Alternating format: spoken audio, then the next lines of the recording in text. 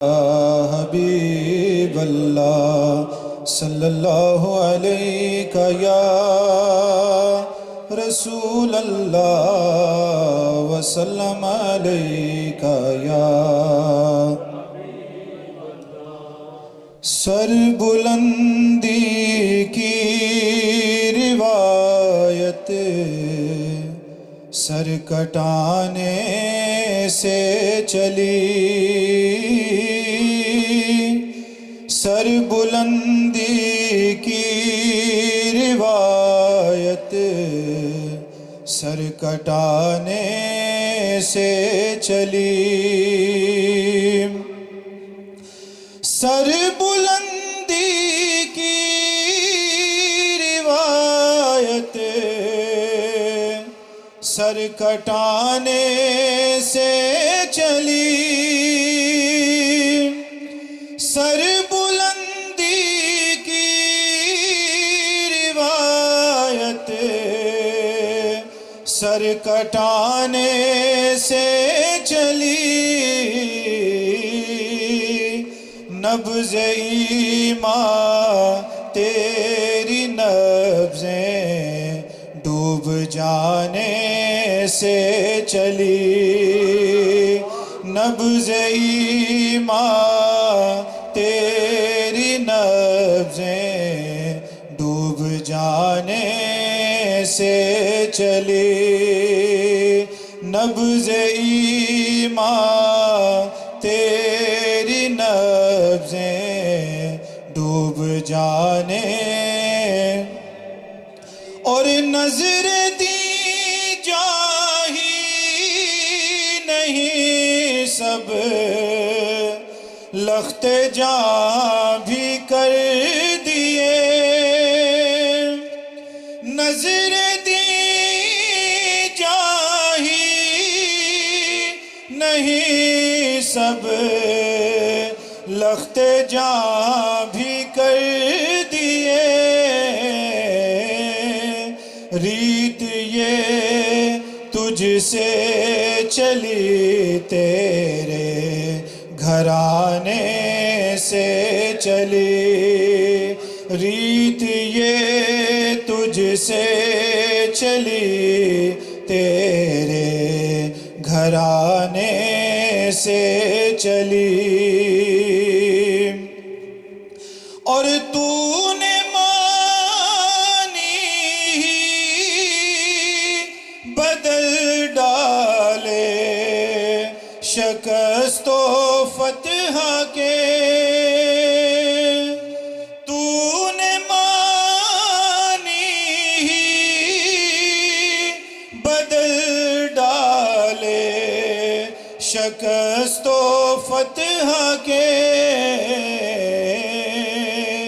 رسم ہستی اپنی ہستی کو مٹانے سے چلی، رسم ہستی اپنی ہستی کو مٹانے سے چلی، گھر سے تجھ کو کربلا کی سمت جاتا دیکھ کر، گھر سے تجھ کو کربلا کی سمت جاتا دیکھ کر، ابر اٹھا صحرا سے بجلی آشیانے سے چلی، ابر اٹھا صحرا سے بجلی آشیانے سے چلی، اور آنے والا لمحہ لمحہ تیری بیعت کر چکا، آنے لمحہ لمحہ تیری بیعت کر چکا، آنے والا لمحہ لمحہ تیری بیعت کر چکا، بات تیری از سر نو ہر زمانے سے چلی، بات تیری از سر نو ہر زمانے سے چلی، بات تیری از سر نو ہر زمانے سے چلی، نبض ایمان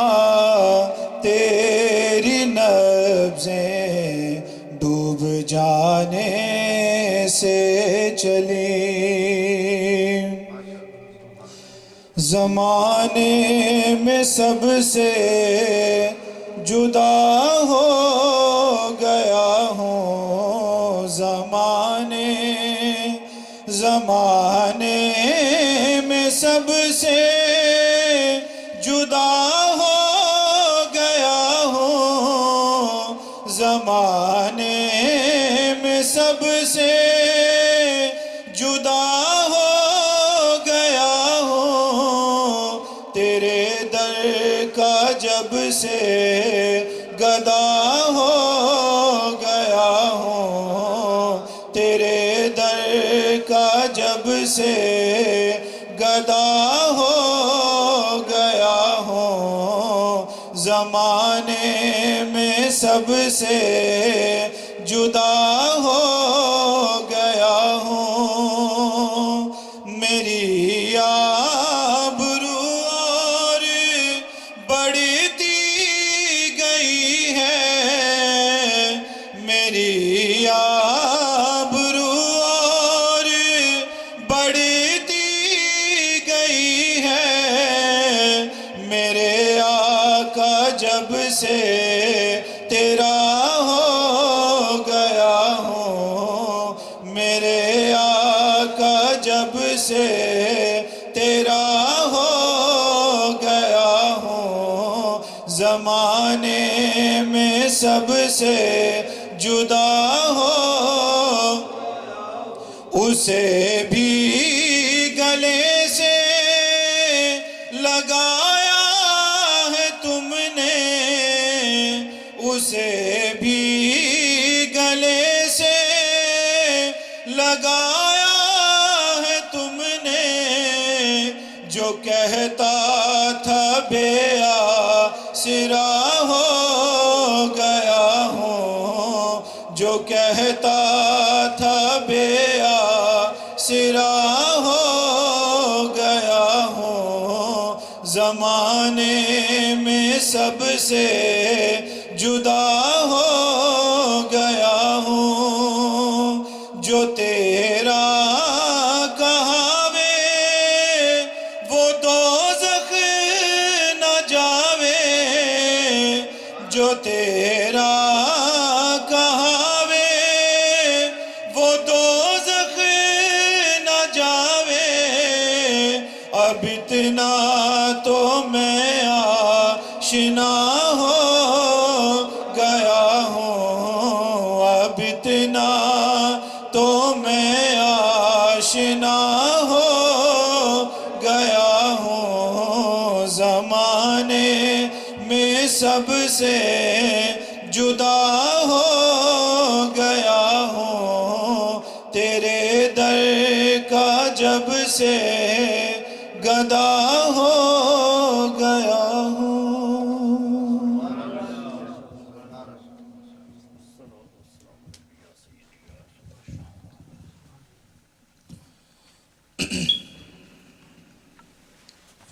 مختصر سی کچھ الفاظ میں بھی سیدنا امام حسین رضی اللہ تعالیٰ عنہ کی شان و اقدس میں قرآن اور حدیث کی روشنی میں کچھ کہنا چاہتا ہوں، پھر اس کے بعد انشاءاللہ صلاۃ و سلام ہوگا۔ قرآن مجید کی ایک آیت کریمہ ہے جس میں اللہ تبارک و تعالیٰ نے ارشاد فرمایا انما یرید اللہ لیذہب عنکم الرجس اہل البیت ویطہرکم تطہیرا۔ اس کے سوا کچھ نہیں کہ اللہ پاک چاہتا ہے کہ اہل بیت سے رجس کو دور کر دے، اس حال میں وَيُطَهِّرَكُمْ تَطْهِيرًا کہ وہ خوب پاک و صاف ہو جائے۔ تو اس آیت کریمہ کی تشریح سے قبل کچھ باتیں میں بیان کروں کہ اس روئے زمین پر اور اس کائنات میں ایمان کی دلیل اور ہدایت کی دلیل حضور نبی کریم صلی اللہ علیہ وآلہ وسلم کے بعد اہل بیت و اطہار کی محبت ہے۔ اہل بیت و اطہار کی اگر محبت نہ ہو تو وہ گمراہ ہے اور وہ ایمان والوں میں شمار نہیں ہے۔ تو یہ تعلیم نہ صرف امت محمدیہ کے علماء اکرام سکھاتے ہیں، بلکہ جب آپ صحابہ اکرام رضوان اللہ علیہ مجمعین کی زندگی کو دیکھیں گے تو ان کی زندگی سے پتہ چلے گا کہ ان کی بھی تعلیم یہی تھی اور ان کا بھی منشا یہی تھا اور ان کی بھی سوچ و فکر یہی تھی۔ حضرت عمر بن خطاب رضی اللہ تعالیٰ عنہ کا وہ واقعہ مجھے یاد آ رہا ہے کہ عمر بن خطاب رضی اللہ تعالیٰ عنہ خلیفہ دوم جنہوں نے اپنی دور خلافت میں رومیوں کو فتح کیا تو مال غنیمت آپ کی بارگاہ میں لایا گیا۔ تو مال غنیمت کو لینے کے لیے ایک لمبی قطار لوگ لائن لگا کر حضرت عمر بن خطاب رضی اللہ تعالیٰ عنہ کی بارگاہ میں حاضر تھے۔ سیدنا عمر بن خطاب رضی اللہ تعالیٰ عنہ نے اس لمبی قطار کو توڑ کر سیدنا امام عالی مقام امام حسین رضی اللہ تعالیٰ عنہ کو بلایا اور اپنی بارگاہ میں۔ تو اس مال غنیمت میں ایک بہت خوبصورت اور حسین ایک باندی تھی جو حضرت عمر بن خطاب رضی اللہ تعالیٰ عنہ کو پسند آئی تھی۔ تو جو آپ کو پسند تھی اور جو بے انتہا نہایت خوبصورت باندی تھی، حضرت عمر بن خطاب رضی اللہ تعالیٰ عنہ چاہتے تو اپنے لیے بھی رکھ سکتے تھے۔ انہوں نے اپنی پسند کی ہوئی باندی کو اور جو خوبصورتی میں نہایت حسین و جمیل تھی اس باندی کو انہوں نے سیدنا امام حسین رضی اللہ تعالیٰ عنہ کو سب سے پہلے بلایا اور عطا کر دیا۔ سب سے پہلے بلایا اور عطا کر دیا۔ تو آپ کے بیٹے حضرت عبداللہ ابن عمر رضی اللہ عنہ نے ایک انسانی نیچرل ہے، فطری ہے، انہوں نے آبجیکشن کیا کہ اس طرح سے آپ نے کیوں کیا، کہ اس کا حقدار میں بھی تو ہو سکتا تھا، آبجیکشن تھا۔ تو حضرت عمر بن خطاب رضی اللہ تعالیٰ نے ان کا بہترین جواب دیا اور کہا کہ بیٹا میں تم کو بھی یہ چیز پہلے دے سکتا تھا اگر تم امام حسین رضی اللہ تعالیٰ عنہ جیسے نانا لے کر آتے۔ اگر امام حسین رضی اللہ تعالیٰ عنہ کے نانا کی طرح اگر تمہارے نانا ہوتے اور ان کے والد حضرت علی بن ابی طالب رضی اللہ تعالیٰ عنہ کی طرح اگر تمہارے والد ہوتے اور ان کی والدہ بی بی فاطمہ الزہرا رضی اللہ تعالیٰ عنہ کی طرح اگر تمہاری والدہ ہوتی تو میں تم کو پہلے حصہ دیتا۔ تو عمر بن خطاب رضی اللہ تعالیٰ عنہ نے اہل بیت و اطہار سے محبت کا جو پیام دیا ہے، جو میسج دیا ہے، وہ تمام آج امت محمدیہ کے لیے مشعل راہ ہے اور ہدایت کا سامان ہے اور ایمان کی دلیل ہے۔ حضرت عمر بن خطاب رضی اللہ تعالیٰ عنہ کے بیٹے عبداللہ ابن عمر رضی اللہ عنہ سے امام حسین رضی اللہ تعالیٰ عنہ کے ساتھ کچھ جھگڑا ہو گیا تو امام حسین رضی اللہ تعالیٰ عنہ نے کہا کہ تمہارے والد تو میرے نانا کے غلام ہیں۔ تو یہ خبر حضرت عبداللہ ابن عمر رضی اللہ تعالیٰ عنہ نے اپنے والد محترم کو دی تو حضرت عمر بن خطاب رضی اللہ تعالیٰ نے کہا کہ امام حسین نے اس طرح سے کہا ہے تو چلیں بات کریں گے۔ علماء اکرام نے اس طرح سے لکھا کہ کہ حضرت عمر بن خطاب رضی اللہ تعالیٰ عنہ گھر گئے تو امام حسین رضی اللہ تعالیٰ عنہ چھوٹے تھے، ڈر گئے کہ میں نے تو ایسا ہی کہہ دیا تھا، مگر یہ اپنے والد کو، اپنے باپ کو لے کر یہاں پر آ گئے میری شکایت کر کے۔ تو جب گھر پر گئے تو حضرت عمر بن خطاب رضی اللہ تعالیٰ عنہ نے پوچھا کہ حسین، کیا تم نے جس طرح سے میرے بیٹے عبداللہ ابن عمر بتا رہے ہیں اس طرح سے کہا ہے کہ نانا کے غلام ہیں؟ تو وہ ڈر گئے، تو ڈرتے ہوئے سہمتے ہوئے کہا کہ ہاں میں نے اس طرح سے کہا ہے۔ تو حضرت عمر بن خطاب رضی اللہ تعالیٰ نے کہا کہ جس طرح سے تم اپنی زبان سے آپ نے کہا ہے اس طرح سے اپنے ہاتھوں سے بھی لکھ دو، کہ کل قیامت کے دن لوگ اعمال پیش کریں گے، میں تمہارے نانا جان محمد رسول اللہ کی غلامی کی نسبت کو پیش کروں گا۔ تو یہ عمر بن خطاب رضی اللہ تعالیٰ عنہ کا عقیدہ تھا، یہ ان کی محبت تھی۔ تو آپ صحابہ اکرام رضوان اللہ علیہم اجمعین کے زندگی کے پہلو کو دیکھو گے تو اہل بیت و اطہار سے محبت کا جو جذبہ تھا وہ ایک عظیم سرچشمہ تھا، جو آج ہمارے لیے ہدایت کا ساز و سامان ہے، جو ایمان کی دلیل ہے، ہدایت کی دلیل ہے۔ میرے آقا علیہ الصلوۃ والسلام نے فرمایا کہ یا ایھا الناس انا اترکو، میں تمہارے درمیان چھوڑ کر جا رہا ہوں دو چیزوں کو، القرآن، ایک قرآن کو، وعطرتی، اور میری اہل بیت و اطہار کو، میری عطرت کو، میرے اہل بیت و اطہار کو چھوڑ کر جا رہا ہوں۔ فرمایا علیکم بالنواجذ، فرمایا کہ تم پر لازم ہے کہ تم ان دونوں کو پکڑ لو، لن تضلوا، تم کبھی گمراہ نہ ہوں گے، ہدایت تمہارے پاس ہوگی، تمہیں کوئی چیز گمراہ نہیں کر سکتی، کہ ایک ہے اللہ کا کلام قرآن اور دوسرا اہل بیت و اطہار، ان دونوں کو پکڑ لو، دنیا کی کوئی طاقت تم کو گمراہ نہیں کر سکتی۔ اگر کوئی صرف قرآن کو پکڑ لے اور اہل بیت و اطہار کو چھوڑ دے وہ گمراہ ہے، وہ ہدایت یافتہ نہیں ہے۔ تو آج ہم پر لازم ہے کہ قرآن کو بھی پکڑیں، اہل بیت و اطہار کو بھی پکڑ لیں۔ کئی قرآن کے پڑھنے والے، قرآن کو ماننے والے، جن کی زندگی قرآن پر چلی ہے، جب کبھی کسی نے اہل بیت کو ٹھکرایا تو جنت سے محروم کر دیے گئے، اللہ تبارک و تعالیٰ کہ حبیب صلی اللہ علیہ وآلہ وسلم کی رضامندی سے محروم کر دیے گئے۔ میرے آقا علیہ الصلوۃ والسلام نے اپنی نظریں ہٹا لی کہ جنہوں نے صرف قرآن کو پکڑا اور اہل بیت و اطہار کو چھوڑ دیا۔ بغداد میں ایک واقعہ پیش آیا کہ میں اپنی گفتگو کا آگے بڑھاتا ہوں، پھر اس کے بعد وہ آیت کریمہ کی تفسیر کی طرف، جو خاص میں نے جو آیت کریمہ لی ہے اس کی طرف بھی مختصر سا اس کا ایکسپلینیشن کروں گا کہ بغداد میں ایک مجلس ہو رہی تھی، میر مجلس، اہل ایمان کی مجلس تھی۔ تو وہاں پر میر مجلس کے قریب ایک چھوٹا سا بچہ آیا، اس نے آ کر ایک میسج دیا اور کہا کہ میرے والد محترم کا انتقال ہو گیا اور میری والدہ ساتھ ہے اور میرے بھائی بہن بھی ساتھ ہے، اور ہم سید گھرانے سے ہیں، سید گھرانے سے ہیں۔ تو وہ میر مجلس اٹھ کر آئے، اس بیوہ خاتون کی طرف آ کر ہم کلام ہوئے، بات کیے۔ تو پھر اس کے بعد دوران گفتگو اس میر مجلس نے پوچھا کہ آپ کے بیٹے نے کہا کہ آپ سید زادہ ہیں، یعنی سید سلسلے سے تعلق رکھتے ہیں، امام حسنین کریمین رضی اللہ تعالی عنہما کے سلسلے سے، سلسلہ نسب سے تعلق رکھتے ہیں، رشتہ رکھتے ہیں، اور تمہارے والد محترم کا انتقال ہو گیا، تو کیا چاہتے ہو؟ تو اس خاتون نے کہا کہ ہمارے پاس رہنے کے لیے گھر نہیں ہے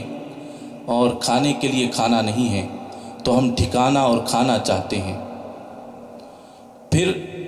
اس التجا، اس درخواست کے بعد انہوں نے کہا کہ ہم سید زادے ہیں، ہماری مدد کریں۔ تو وہ میر مجلس، جو مجلس کے صدر تھے، جنہوں نے تمام لوگوں کو دین کا درس دے رہے تھے، انہوں نے ایک جملہ کہا کہ تمہارے سید ہونے کا ثبوت کیا ہے؟ سید ہونے کا ثبوت اور دلیل کیا ہے؟ تو بیوہ خاتون جو سید سلسلے سے، امام حسن و حسین رضی اللہ تعالیٰ عنہما کے سلسلے سے تعلق رکھتی تھی، وہ وہیں پر اپنے چہرے کو پلٹا کر نکل گئی کہ میر مجلس نے ثبوت پوچھ لیا تو راستے میں ایک مجوسی سے ملاقات ہوئی. علماء اکرام نے یہ کتاب میں یہ واقعہ درج کیا. ایک مجوسی سے ملاقات ہوئی جو آگ کی پوجا کرتا تھا. تو مجوسی سے مدد مانگی, کہا کہ میرے اتنے بچے ہیں اور میں ٹھکانا چاہتی ہوں, کھانے کے لیے کھانا چاہتی ہوں, اپنے بچوں کو کھانا کھلانا چاہتی ہوں. تو مجوسی نے پوچھا کہ آپ کون ہیں؟ تو بیوہ خاتون نے کہا کہ ہم سید زادے ہیں, یعنی امام حسن و حسین رضی اللہ تعالیٰ عنہما کے سلسلہ نسب سے تعلق رکھتے ہیں. جب وہ مجوسی نے سنا تو اسی وقت اپنے گھر کی طرف لے آیا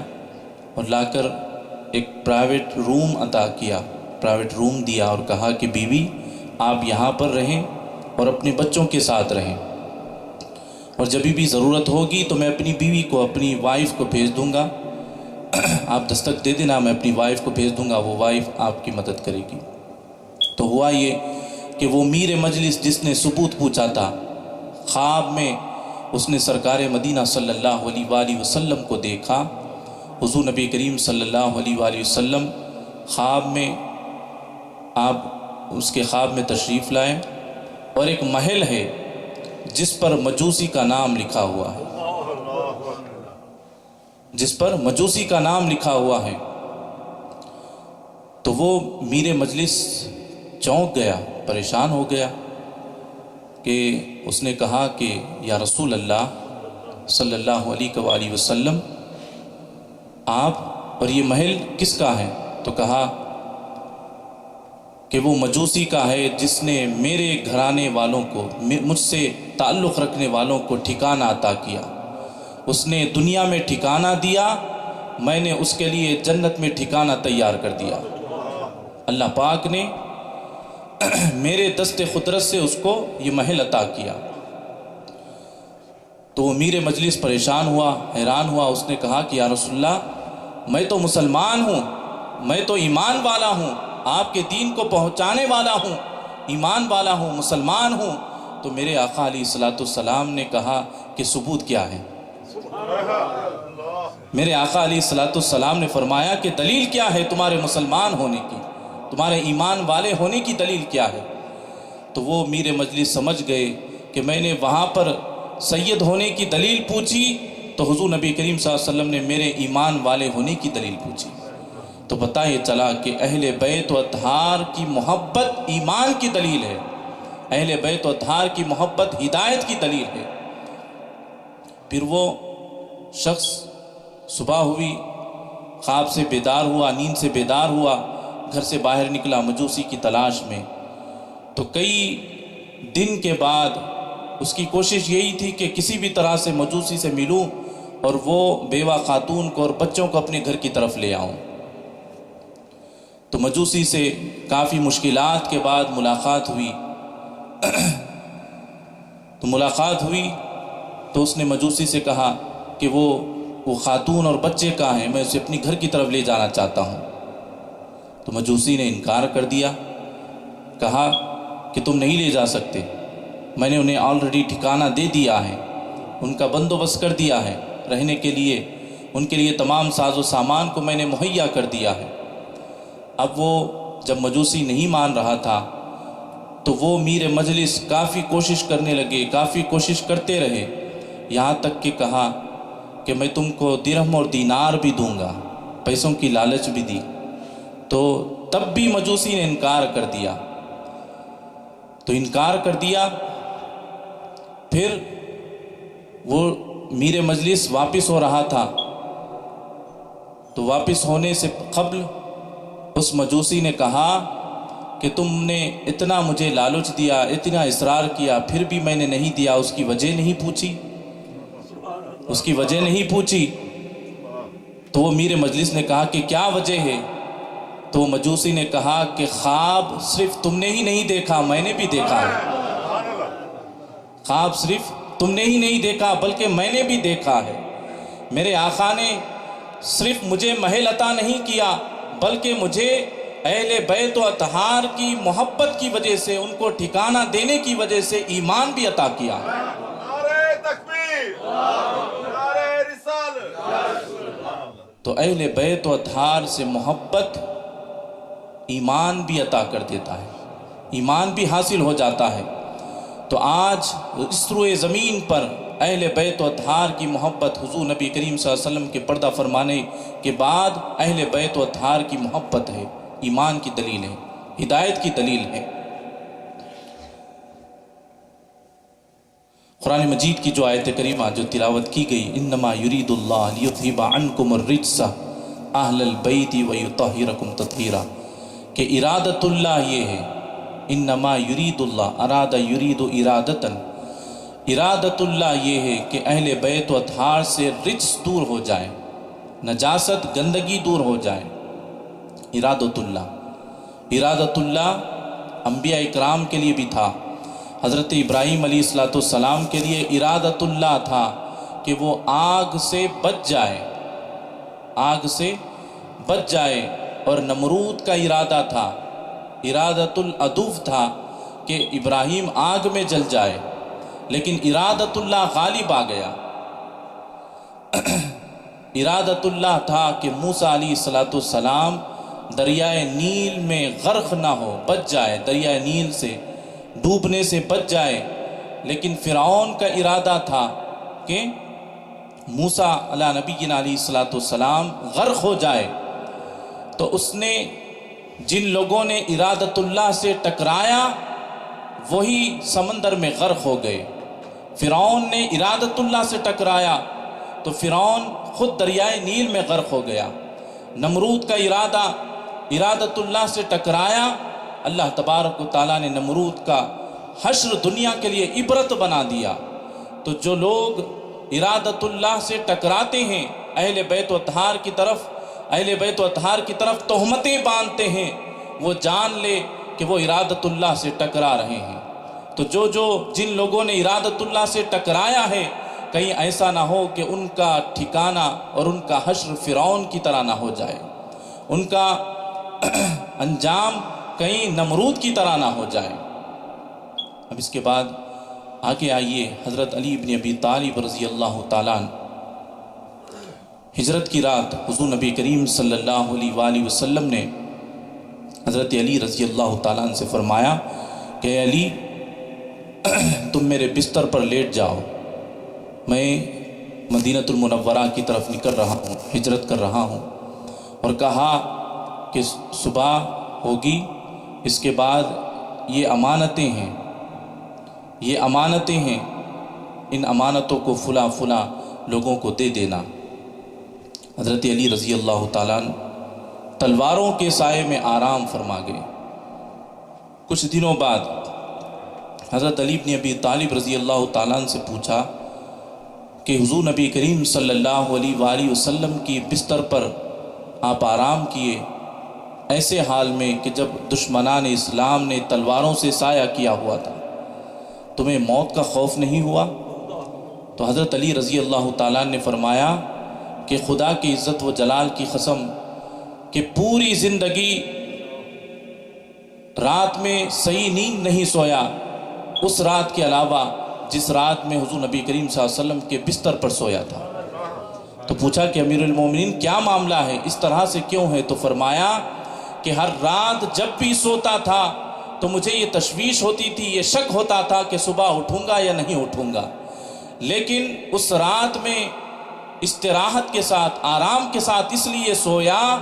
کہ ایک نبی نے کہہ دیا تھا کہ علی صبح ہوگی تمہیں اٹھنا ہوگا۔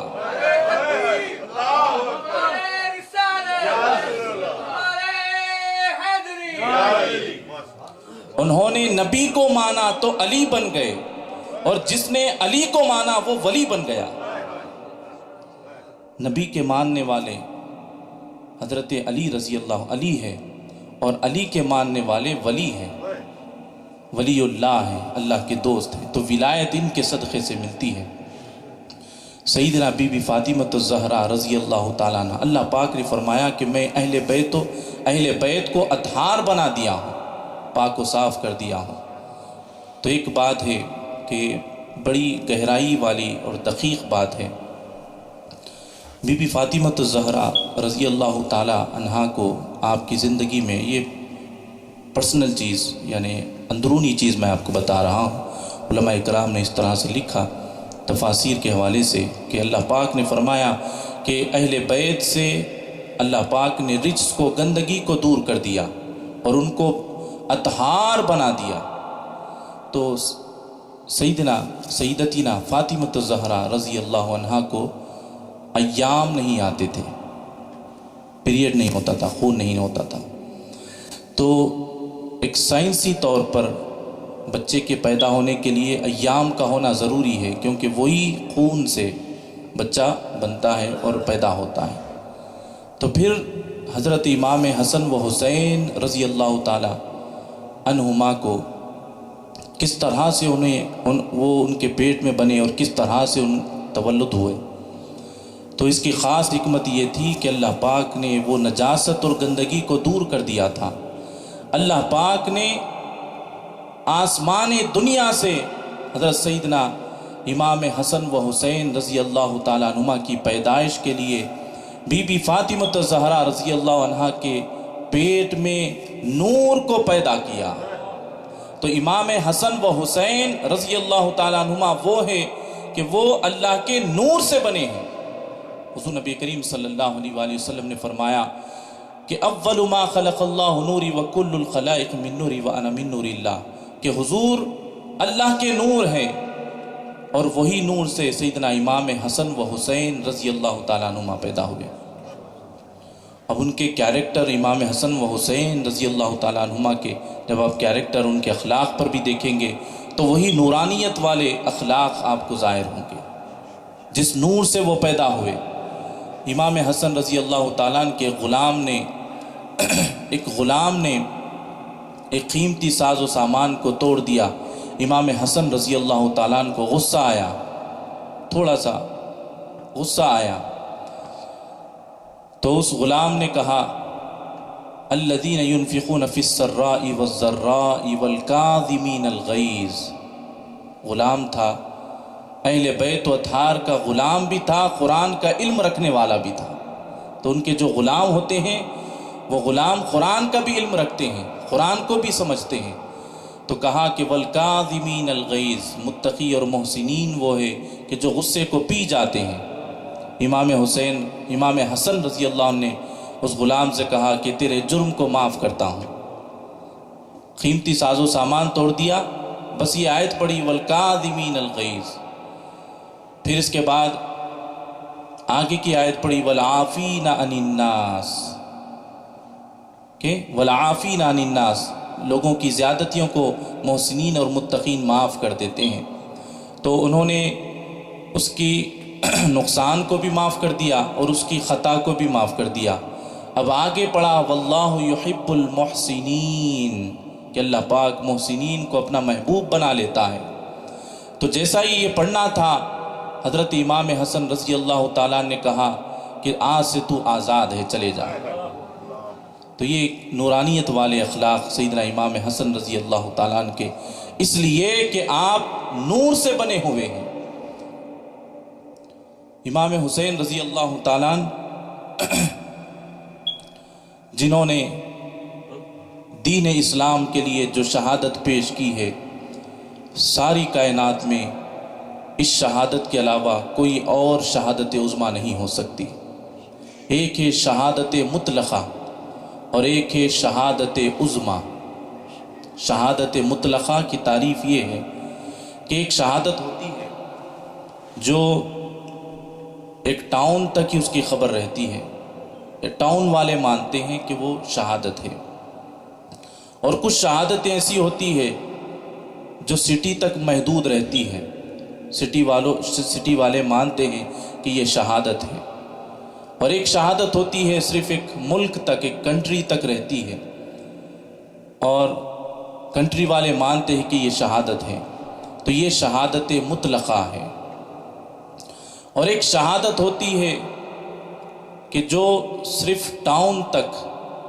یا سٹی تک یا کنٹری تک محدود نہیں رہتی، بلکہ ساری دنیا میں اس شہادت کا چرچا ہوتا ہے، اس شہادت کا ذکر ہوتا ہے۔ اور کچھ شہادتیں ہوتی ہیں جس کا غم صرف ایک دن تک ہوتا ہے، اور کچھ شہادتیں ایسی ہوتی ہیں کہ جس کا غم ایک مہینے تک ہوتا ہے، اور کچھ شہادتیں ایسی ہوتی ہے کہ جس کا غم 1 سال تک ہوتا ہے،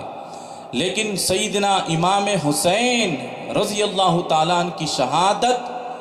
جو ایک ملک تک محدود نہیں رہی بلکہ ساری دنیا میں اس کا چرچا ہوا، ساری دنیا میں شہادت امام حسین رضی اللہ تعالیٰ عنہ پر غم منایا گیا اور شہادت امام حسین رضی اللہ تعالیٰ عنہ کا ذکر کیا گیا۔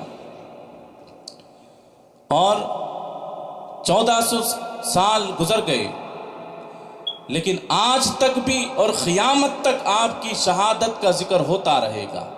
اس لیے اس کو شہادت عظمیٰ کا درجہ دیا گیا۔ اور ایک شہادت عظمیٰ کے درجے کی دلیل قرآن سے بھی پیش کروں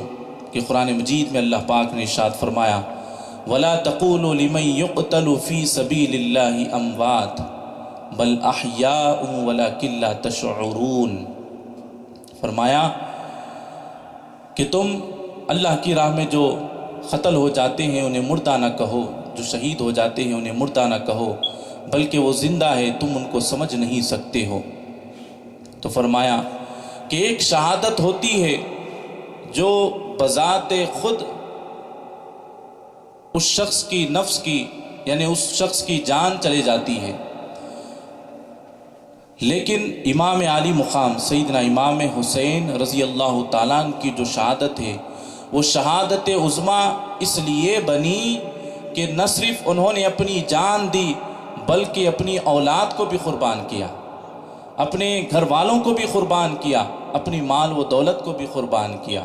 فرمایا وَلَنَبْلُوَنَّكُمْ، اس کے آگے کی آیت وَلَنَبْلُوَنَّكُمْ بِشَيْءٍ مِّنَ الْخَوْفِ، شہادت عظمیٰ کا درجہ دیکھیے کسے کہتے ہیں شہادت عظمیٰ، وَلَنَبْلُوَنَّكُمْ بِشَيْءٍ مِّنَ الْخَوْفِ وَالْجُوعِ وَنَقْصٍ مِّنَ الْأَمْوَالِ وَالْأَنفُسِ وَالثَّمَرَاتِ۔ اللہ پاک نے ترتیب سے یہاں پر شہادت عظمیٰ کی چین کو بیان کیا کہ شہادت عظمیٰ اس وقت ہوگی کہ جب شہادت میں خوف بھی ہو، خوف بھی تھا، والجوع، بھوک ہو، بھوک بھی تھی، 3 دن کے بھوکے تھے، پیاسے تھے، ونقص من الاموال، مال کی قربانی بھی ہو، مال کی قربانی بھی تھی، والانفس، اور خود جان بھی ہو، جان کی بھی قربانی تھی، والثمرات، پھلوں کی یعنی اولاد کی قربانی بھی تھی۔ اس لیے شہدائے کربلا کو اور سیدنا امام حسین رضی اللہ تعالیٰ عنہ کو پوری دنیا میں تا قیامت تک کے لیے شہادت عظمیٰ کا درجہ دیا گیا، اور فرمایا کہ صابرین کو اگر دیکھنا چاہتے ہو تو ان صابرین کو دیکھ لو جنہوں نے نہ صرف مال کو قربان کیا بلکہ اپنی جان کی قربانی کے ساتھ ساتھ اپنی ثمرات، اپنی اولاد کو بھی قربان کیا۔ فرمایا وبشر الصابرین، اللہ پاک نے ان صابرین کے لیے بشارت دی ہے، ان کے لیے جنت بنائی ہے، اور ان کے صدقے سے، ان کے دست اقدس سے، ان کے دست قدرت سے ان لوگوں کو جنت عطا کی جائے گی جو ان سے وفاداری کرتے ہوں گے، جو ان سے محبت رکھتے ہوں گے، جو ان کو اپنی ہدایت کا سامان بناتے ہوں گے، اللہ تبارک و تعالیٰ ان کے دست قدرت سے جنت عطا فرمائے گا۔ الحسن والحسین سیدا شباب اہل الجنہ، فرمایا کہ حسن و حسین جنتی جوانوں کے سردار ہیں۔ میرے آقا علیہ الصلوۃ والسلام نے فرمایا کہ جنت بھی ان کو عطا کی گئی دربار مصطفیٰ سے، اور جنت کی سرداری بھی دی گئی۔ اب یہ ممکن نہیں ہو سکتا کہ کوئی حسن و حسین رضی اللہ تعالیٰ عنہما سے بغض رکھے، عداوت رکھے اور ان کی جنت میں بھی جائے۔ یہ ممکن نہیں ہو سکتا ہے کہ کوئی ان سے عداوت رکھے اور ان کی جنت میں جائے، اور وہی شخص جنت میں جا سکتا ہے جو ان کی غلامی اختیار کرتا ہے، کیونکہ جنت میں بھی سرداری ان کی ہوگی، جنت میں سرداری ان کی ہوگی، اور غلامی اس وقت تک مکمل نہیں ہو سکتی جب تک کہ ان کو ایمان کی دلیل نہ مان لے، ہدایت کی دلیل نہ مان لے۔ تو ہم پر لازم ہے کہ ہم اہل بیت و اطہار سے سچی محبت رکھیں، سچا تعلق رکھیں۔ میں اپنی بات کو یہیں پر ختم کرتا ہوں۔ وآخر الدعوانا الحمدللہ رب العالمین۔ صلاۃ والسلام کے لیے کھڑے ہو جائیں۔